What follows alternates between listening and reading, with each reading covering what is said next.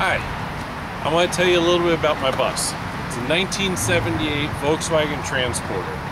We've done a tremendous amount of modifications over the last 2 years, 8 months worth of build, along with over 1,400 hours worth of time in the shop. So let me tell you a little bit about it. We're going to start from the very front here. On the inside, the entire interior is synthetic suede and ostrich on the seats. You also have brand new carpet, brand new panels. This is Taillights, which is a Brazilian style wood. Absolutely fantastic. You're also running Rockford Fosgate speakers in the entire vehicle. They're 6-inch in front, 6x9s in the rear, and a Kenwood, just absolute kick-butt stereo. You've got a amplifier in the back, but we'll get to it in just a second. You can see the dash, super clean, no cracks, no issues. The top deck was painted with the same PPG black that was painted on the exterior. Which brings us to an important thing. Oh, we'll get to that in just a second. The Scat short throw shifter and a custom shift knob, along with we've got a center console here for your cup holders and your cell phone and things of that nature.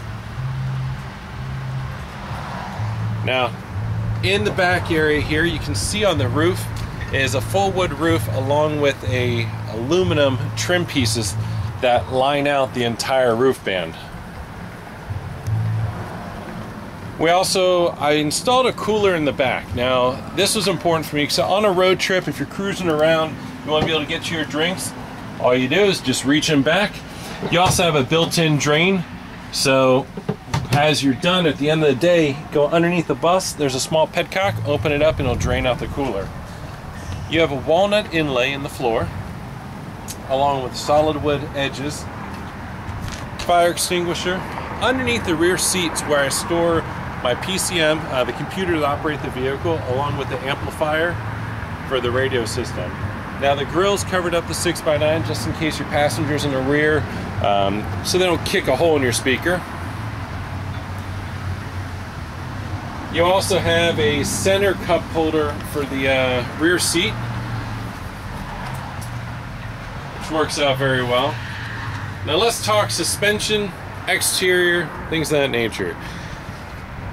The paint is a PPG black on the top half, Dakota beige, which is the factory color for 1978 buses, on the bottom half. All the pinstriping is hand painted. This isn't a sticker from AutoZone, this is actually the real deal. All the body panels were taken down to complete bare metal, then reworked. You can check on my thread, or the build thread on the bottom of this link. It's going to have the information. It's over 37 pages worth of pictures and information from the very start when we pulled out of a field until today. Suspension. Front suspension and rear suspension. The front suspension, I did a Wagons West adjusters on the front beam, along with new ball joints, new trailing arms, new drag link, the calipers were rebuilt, new brake lines. Every single thing that was a rubber seal gasket that had components on this that were important, we've gone through. Renewed, replaced, and I didn't use any cheap stuff.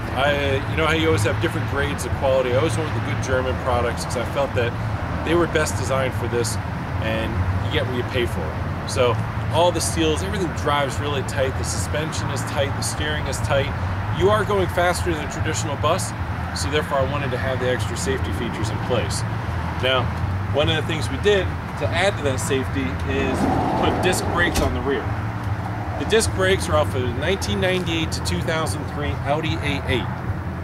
Now, they've adapted on there with a custom bracket along with stainless steel hoses.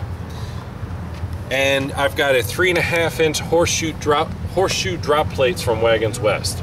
I'm also running Bridgestone tires on their 18-inch tires and wheels. The wheels off of a 2013 Turbo Beetle, along with elongated studs so they can adapt for the wheels.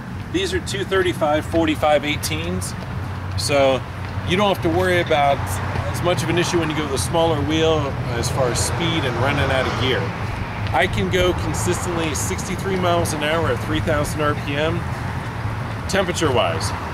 Everyone that I've ever seen that tried a major conversion with a big motor, you can do it with smaller motors, but when you go to a big motor, you create a lot of heat.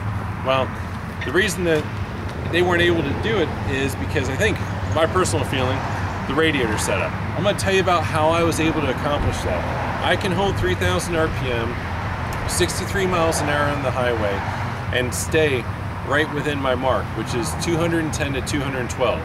Now I stay at 205 in the city in stop and go traffic because I just oversized the radiator on this so much, and it's very effective because it's all aluminum. So come on around back here. In the rear deck lid, you can see I did some ghost pinstriping here and also around the taillights. The taillights are for 1939 Lincoln Zephyr. I think they look really cool. Also, you can tell, 1978 they had a square taillight assembly. Well, I didn't like that, so I shaved the whole thing off. I also put a set of tips off of a 2013 Porsche Cayenne. Now the tips go directly into a full vibrant stainless steel exhaust system. So everything comes up to the 6-cylinder motor. Stainless steel exhaust performance headers to the vibrant resonator to the 2 3/4 pipe on either side. There's tips on each end. Now, here's the part that makes it so great. The entire cradle was cut out of this, and I fabricated my own custom sub cradle and top cradle. So you've got these Heim joint links, drag links on both sides, along with one to help with the rotation of the motor to keep it from over torquing. Even on heavy accelerations, thing's dead solid. It is phenomenal. Turns about 6,800 to 7,000 RPM, pretty comfortably, just super smooth.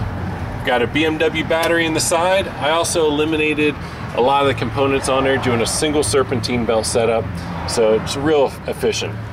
Now, cooling. Told you I'd get to that. I'm running a 3-pass AFCO radiator with twin Flexolite fans. This is how I was able to keep it cool. Plus I put an additional duct on the side, which you'll see in a second. It draws enough air in that it is effective. Even in Florida, which is typically very hot, it keeps it cool. I'm also running an MSD 120 PSI fuel pump. Everything on the back end here is also rebuilt. New boots on the drive shaft, all the seals, all the bearings, everything's new. So the entire vehicle's gone through. Now, a lot of times on an older bus, you have problems where you're getting some crud up through the fuel system. Well, we don't have to worry about that because I put a complete custom fuel tank in the back, 12 gallons. So you got great distance because this baby gets really good fuel economy, so you don't have to put your foot into it all the time to be able to keep it going. It does very well. So it is a fuel simpler, amazing. In the back, more wood floor, along with the bazooka tube. Underneath this access hatch is your traditional Volkswagen access hatch. But you can see, even like little stuff like this. I like the fine touches of having the polished aluminum all the way around. Really looks great. And at car shows, man, I can't tell you how many people. I mean, it's a real showstopper. Let's work our way around the side here. Part of how I'm able to get the additional cooling in the vehicle, most people just keep the upper duct here. I'm running an aqueduct. Now, in city, you don't really need to have this, but a highway, you do. You need the additional cooling because you're turning such a high RPM on such a large motor. It's going to generate a lot of heat. So, aerodynamically, an aqueduct is set up so around 50 miles per hour, it creates a natural vacuum. This is what's going to draw the additional air in to go directly into the radiator. That's the key. That's what's made a difference, especially at highway speeds, on keeping the vehicle cool and running effectively. The fuel door, this is off a 1996 Jeep Cherokee. So you've got access here, just like a normal traditional production car. Really neat setup. It throws people off having the fuel tank all the way up front like that. Now, around the front, did a couple things here different. Once again, I did a lot of shaving of the lights. I didn't care for the side marker lights of the normal transporter bus. Shave that off. Put LED turn signals on down below. Really neat at night. What happens is I put a polished piece of grade 8 polished stainless steel. When you turn turn signal on, it flashes against it and illuminates the entire area. Looks really, really sweet at night. Also some more ghost pinstriping, and of course the red pinstripe here. I did an early bay window, larger front emblem. And I also took the front bumper. Traditionally, transporter bumpers are considerably wider, about 2.5 inches wider. What I did is I narrowed it in, 2.5 inches, kept the entire middle section out.